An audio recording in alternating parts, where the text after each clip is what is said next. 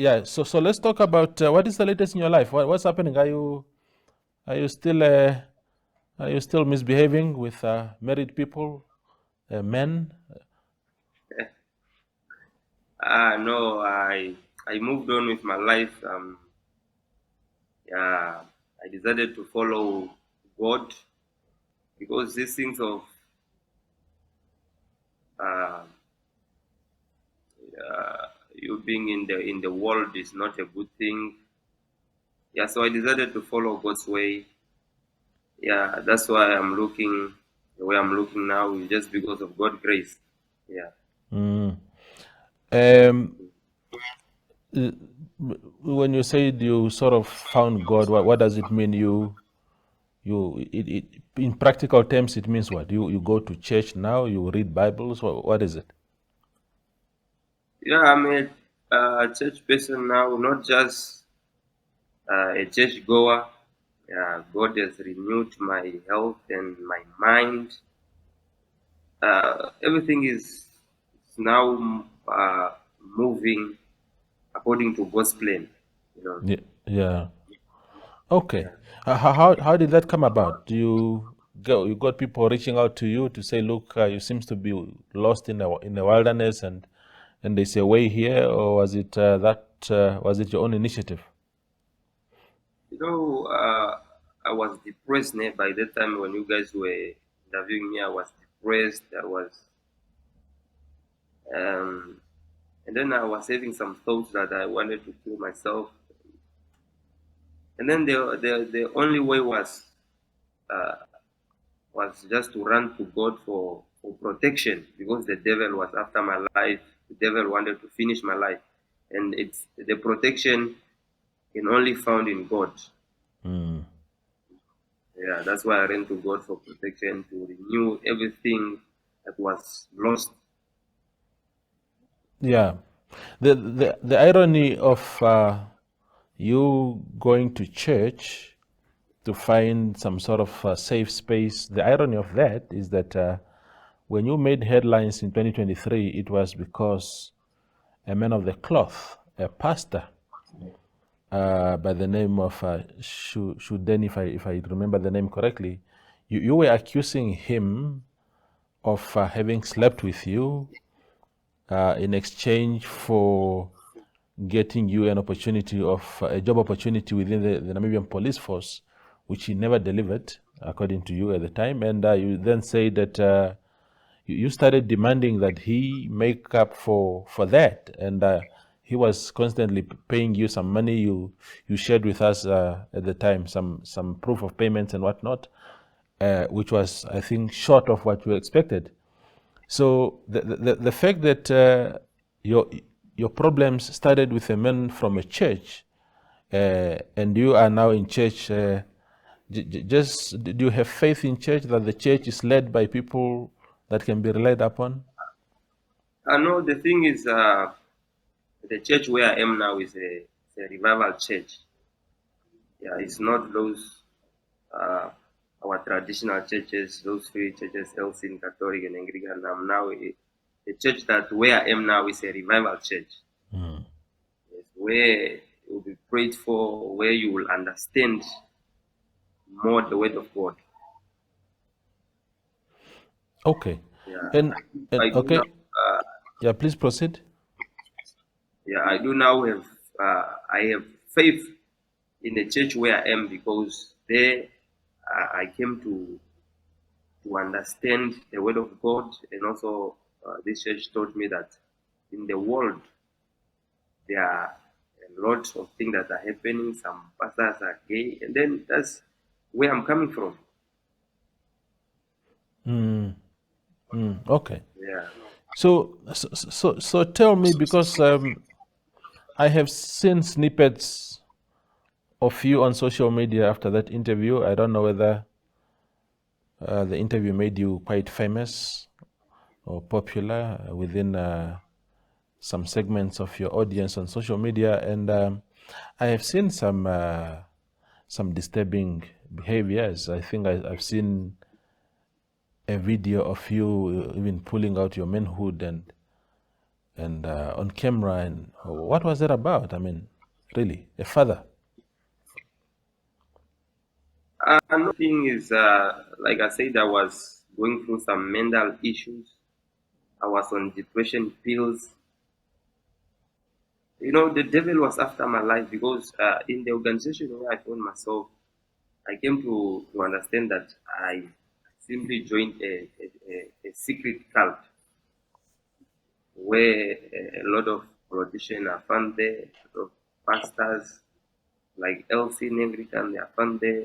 That's why I was going through some mental thoughts, and I was about to go on like that's why the moment when I pull up that my manhood, it was not I was not on my own. It was that spirit that was in me from that occultic. Okay.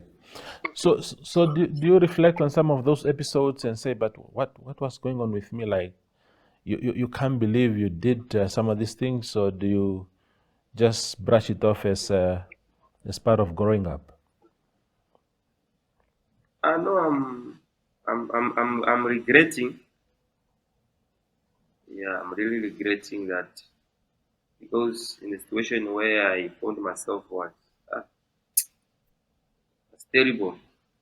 Yeah, That's yeah. why as I'm talking right now, I'm planning to write a book. Since now I'm called by a lot of pastors there and there to come at their church to give word of encouragement, also to motivate people. And also, as I'm talking right now, there are some international preachers calling me to go and motivate and encourage people. Okay. So, The world is about to end, and they must give their life to God, and they must leave those worldly things. yeah, yeah.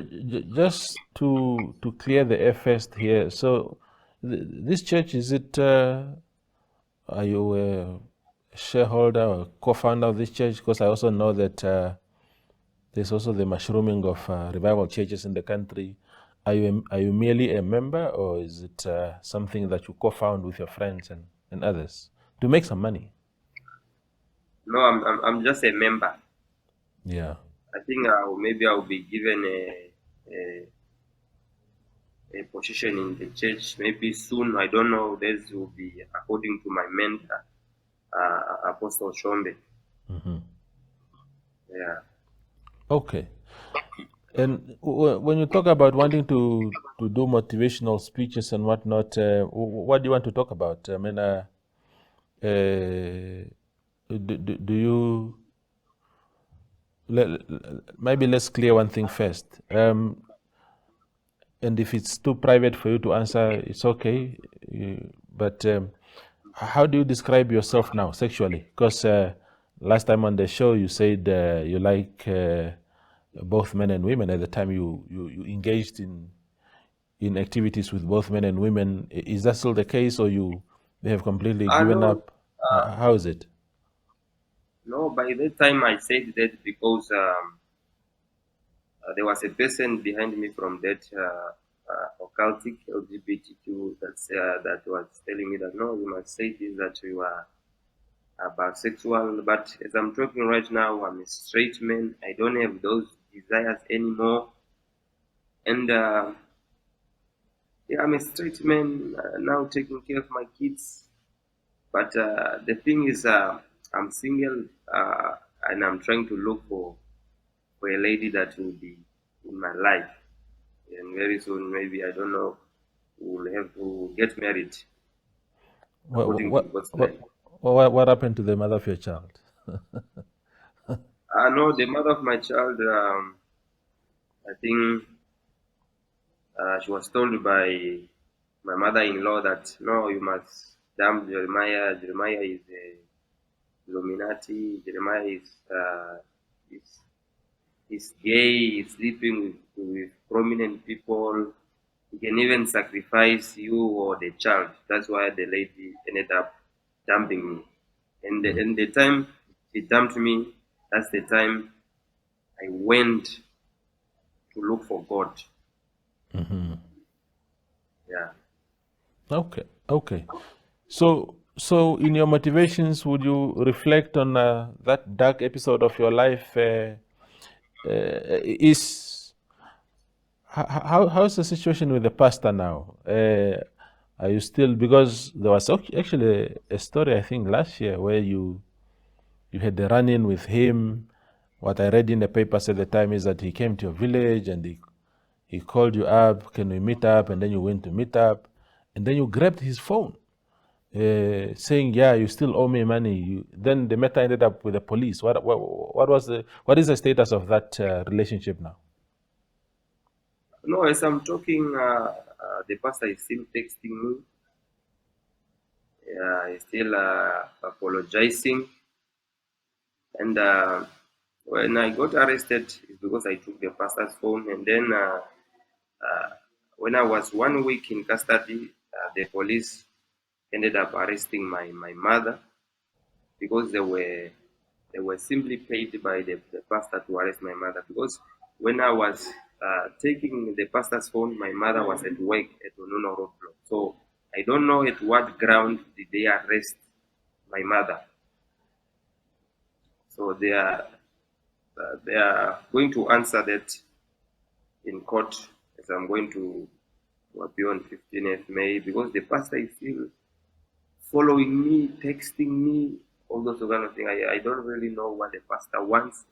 And Why is he texting you? What is the content of those communications? What is he saying to you? no, he's just saying that no, he's sorry at some points, and he's not saying no. I lied to social medias and to some newspapers. Some of those things are not true.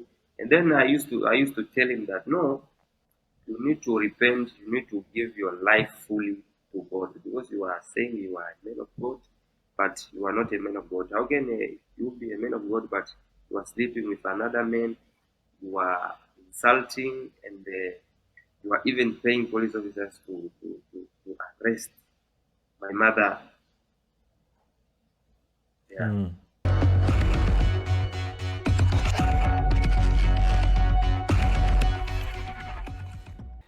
Yeah, of course, there are the members in the industry, and the protest is about unhappiness about the announcement by the Honorable Minister on the issuance of the transportation permit to the 7-seaters. That was the issue.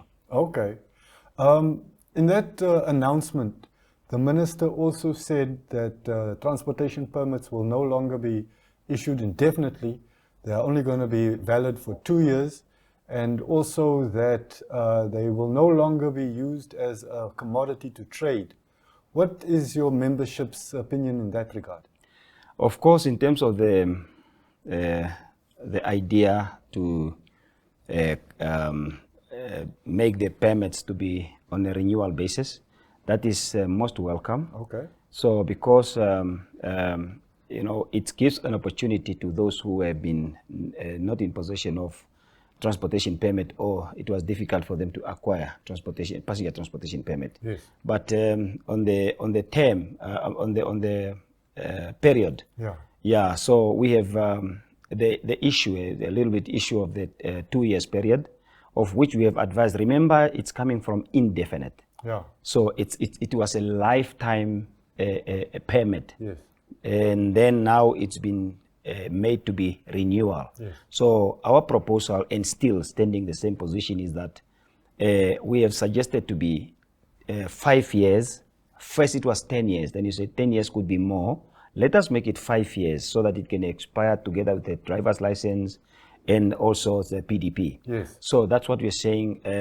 2 years could be so less. Yes. Yeah, and remember, the public transport sector, bus and taxi operators are the individuals that are struggling with life. When it comes to the transportation permit, Yeah. that is a certificate. It's a qualification Yes. for someone to earn a living. Yes. So therefore, we are still standing our position to say we just continue giving our advices and guidance to the Honorable Minister with appreciation, to say that, of course, while we welcome the initiative, we are also now standing the position to say we will appreciate if it can be considered to become or to be 5 years renewal transportation permit. That is the position. So in terms of the situation, of course, I have explained it to really that the situation it is not that easy when it comes to the issuance of a transportation permit to the sedan to operate on a long distance. But as the policy and regulation says, the sedan is supposed just to operate within the town boundaries or within the 60-kilometer radius. Yes. In terms of the previous engagement, stakeholders engagement, when it was under the road transportation bill, consultative stakeholders engagement, Yes. we have submitted that, or we have give our proposal in terms of the industrial experiences that, of course, the 7-seaters, we don't have any issue for the 7-seaters to be given transportation permit. Okay. But in order for us to distinct and prevent unnecessary chaos and friction, so the 7-seaters as a sedan vehicles need to be restricted in a certain distances. And we have said, of course, from 60-kilometer radius, it can be granted 100-kilometer radius between towns. So, because, this is a new trend of transportation business. Yeah. And of course, it need to be properly regulated and guided. Yes. So I said, the minister, remember the Honorable Minister is a politician. Yeah. And a politician has been voted by the people Yes. to serve the people, Yes. irrespective of whatever background you are. Yeah. So, of course, we understand that. But people don't understand the Honorable Minister's message. I can interpret it to you that Honorable Minister, by saying 7-seaters must be given transportation permit, of course, he have to say that because he's a servant of the people. But to the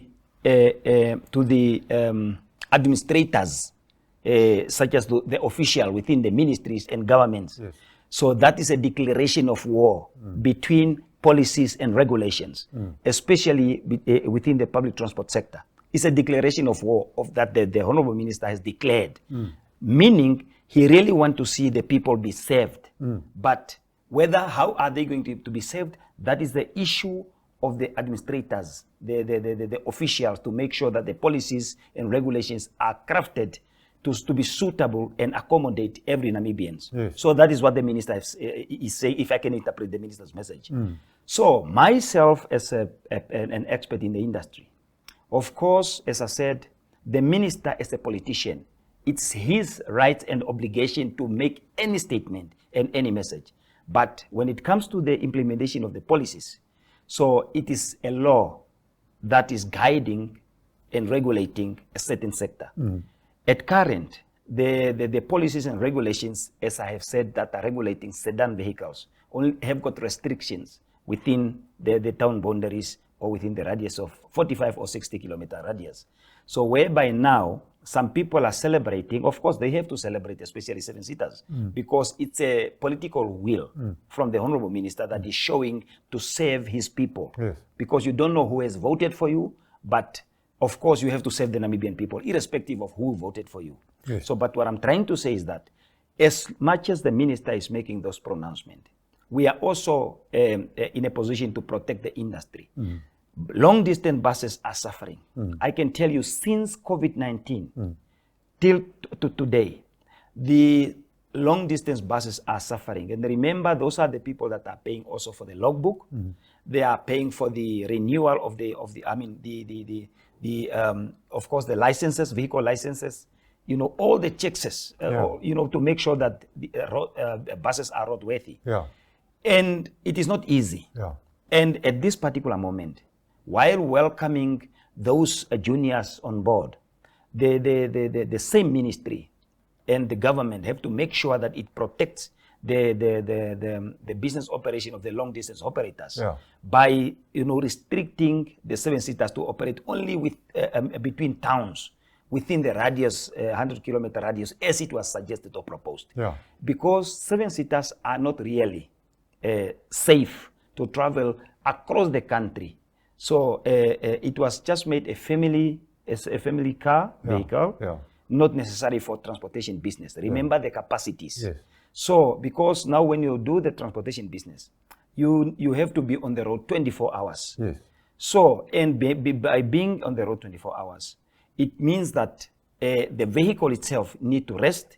It need to have a capacity in order to be able to cater for that particular transportation businesses. Yes, yes. Yes. No, I understand. But I must say that from the point of view of a customer, especially if we consider the periods when schools close, when Namibians generally travel, the treatment that we have experienced at the hands of long-distance transport operators has been very harsh at times. Prices get pushed up and customers get treated like cattle, basically, and that has become the norm. Do you think that the industry took cognizance of that, had solutions, or do you think that this intervention by the minister was necessary so that at least people have options now? I can tell you, seven-seaters are going to be more frustrated because once the industry is so regulated, they are not going to make money. I can tell you so. Now at current, they think they are making money, but they are going to operate at a loss. Why I'm saying that? Because operating on a long distance, because once, as you said now clearly that at loading zone, Yes. there have been chaos, Yes. people being pushed and pulled, to be pulled, pushed into some certain vehicles. And this has been also the same experiences with the seven-seaters, I can tell you. But that is a trend. It has become, all over and everywhere at all loading zones. But where we are heading, where the transport sector is going to be properly regulated, once the transport sector is regulated, it's no longer going to be business as usual, as the minister correctly said it. So the safety, as I'm telling you now, majorities of the travelers, they are no longer using these small vehicles, such as even the Quantums and the Ivecos. They have moved to fleets because of safety. So the safety is what matters most. It's not to arrive early, but the safety, because people plan their travel.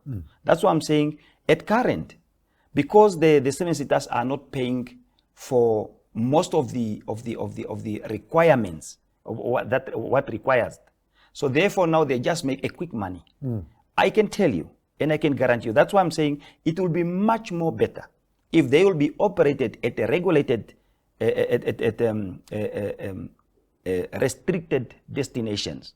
Because in order to give space to the long distance operators, so those who are now going to, passengers that are going between towns, of course they can use that services. It is a welcome move because it is now going to also eliminate the lack of transportation services. But it needs to be properly regulated countrywide. And the seven-seaters operators need to select or choose where and at which route they need to operate from countrywide, because there must not be restriction to say you can only operate from here and there. They must choose themselves. Same applies to the long distance operators, that if you want to operate Vindo Katima route, that's your route. If you want to operate Lideritz or Shakati, so be it. But the industry need to be regulated. So what we are saying is, of course, we don't want some other people to be excluded from benefiting from the Namibian cake. Yeah. But it must not be made as an opportunity for robbing others. Yeah. It must be made in a proper manner. That's why I say we are not calling seven-seaters to be banned out. Yeah. We have been saying so for many, many times. But what we are saying is it need to be done in a It proper need to be manner. done.